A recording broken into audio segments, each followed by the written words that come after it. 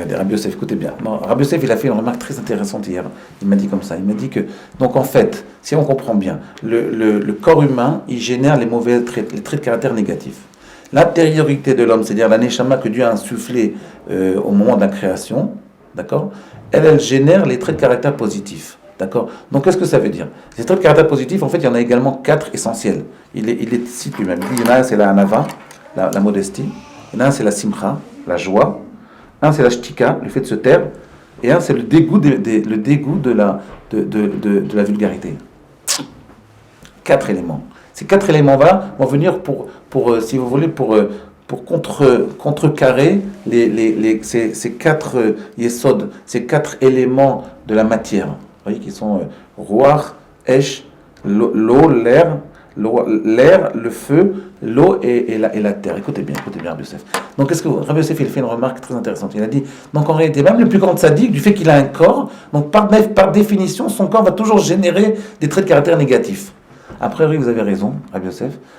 La preuve, c'est que même après, quand on va voir comment on va travailler sur les traits de caractère positifs pour les faire ressortir, eh bien, il ne faut jamais travailler contre les traits de caractère négatifs. Il ne faut jamais travailler contre. Parce que quand on travaille contre les traits de caractère négatifs, qu'est-ce qu'on fait? On crée une révolte et on les gonfle. Vous voyez? Quelqu'un, par exemple, il dit à son fils, tu vas apprendre à te taire. Tais-toi, ne parle pas. Et bien en réalité, quand on travaille négativement sur les traits de caractère, par exemple, contre la parole, on dit ne parle pas, un enfant qui a beaucoup envie de parler, non seulement au début peut-être il va l'écouter parce qu'il a peur de son père, après ça va créer une révolte, il va se mettre à parler toute sa vie, il va passer sa vie à parler.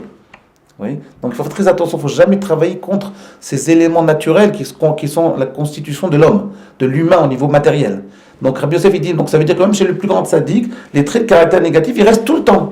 Seulement, du fait qu'on va sortir les autres, alors eux, ils vont être juste en veilleuse. C'est ça que vous dites.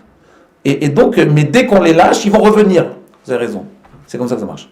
Mais en réalité, c'est plus profond que ça, vous allez voir. C'est pas exactement comme ça que ça marche, mais je ne veux pas en parler maintenant. Mais a priori, c'est comme ça qu'il faut comprendre. Ce que vous dites, vous. Mais vous allez voir, c'est pas si évident. On va avoir un joker, si vous voulez. Ce qu'on appelle, je vous le dirai maintenant, le joker, il s'appelle la Kedusha. La sainteté, en réalité, si on arrive à travailler sur nos traits de caractère négatifs, là je vous donne la fin du film, là.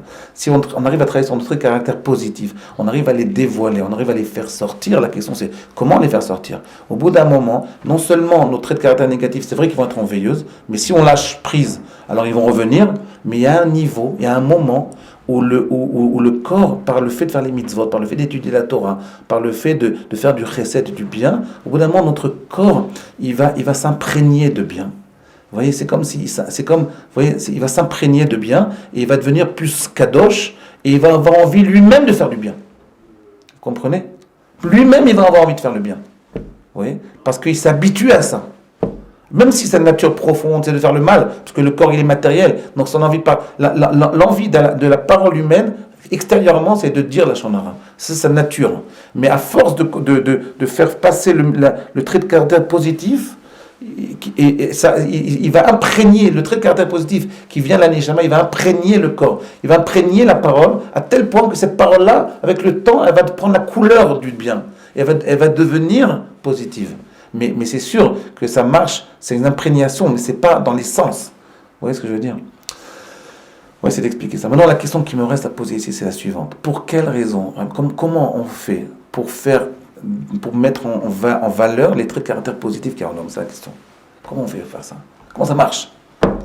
Vous allez me dire, on étudie un Torah, ok, bon, question bateau. Réponse bateau, on étudie un Torah en faisant les mitzvot, ok. Moi, je connais plein de gens qui étudient un Torah, qui font les mitzvot, et on ne voit pas tellement de traits de caractère positifs qui sortent. Moi, je vous dis la vérité, hein. Donc, c'est-à-dire que ce n'est pas assez automatique. Comme il disait mon maître, Rav disait toujours, il n'y a rien d'automatique. C'est pas parce qu'on étudie la Torah qu'on est un tzaddik, c'est pas parce qu'on fait les mitzvot qu'on est un tzaddik.